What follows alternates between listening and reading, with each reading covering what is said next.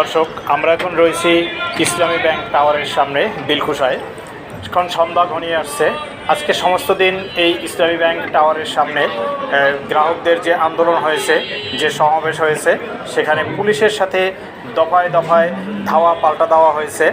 Police, আপনারা দেখতে পাচ্ছেন যে police law and order situation control করার জন্য যত প্রকারের তাদের ইকুইপমেন্টস ছিল, সকল ইকুইপমেন্টস নিয়েই এখানে তারা উপস্থিত ছিল এবং সবগুলো ব্যবহারও করেছে, করে তাদের এই order situation, law and order সিচুয়েশনকে মেনটেন করেছে।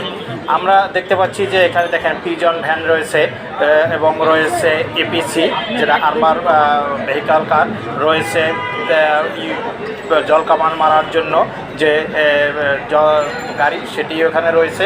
এবং আমরা দেখতেছি যে পুলিশের কয়েকটি ভ্যান রয়েছে এবং ট্রাক রয়েছে এবং গাড়ি রয়েছে। যে পুলিশ এখন সন্ধ্যার আগে আগে তারা রিল্যাক্স অবস্থায় আছে। এখন আর এখানে কোনো আন্দোলনকারীরাও নেই, কোনো সংঘর্ষ হওয়ার সম্ভাবনা নেই। আমরা পুলিশ অফিসিয়ালসদের সাথে কথা বলেছি, তারা বলেছে যে হয়তোবা আমরা অর্ডার পেলে চলে যাব, কিন্তু রিপ্লেস করে যাবে, অন্য এক পার্টি নতুন আসবে, তাদেরকে ডিপ্লয় করে এখান থেকে যাবে।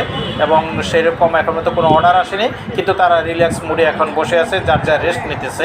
এবং যদি নতুন অর্ডার না আসা পর্যন্ত তারা এখানেই থাকবে এবং আগামীকাল কি হবে এবং সেজন্য তারা প্রস্তুতি নিয়ে রাখতেছে, এটা জানালেন এখানকার অফিসিয়াল যারা রয়েছে, পুলিশের অফিসিয়াল যারা মাঠ পর্যায়ে কাজ করতেছেন, তাদের কাছ থেকে জানলাম। এবং আপনারা দেখতেছেন যে টোটাল ইসলামী ব্যাংক টাওয়ারটিকে কর্ডন করে রেখেছে পুলিশ। অতএব তারা আজকেও মনে হয় এখানে রাত্রেও পাহারা দিবে এবং কালকের আবার নতুন করে কি ঘটতে পারে এই জন্য তারা এখন পর্যন্ত প্রস্তুতি নিয়ে আছে। তো ধন্যবাদ সকলকে কোস্টাল নিউজ 24.top-এর সাথে থাকার জন্য।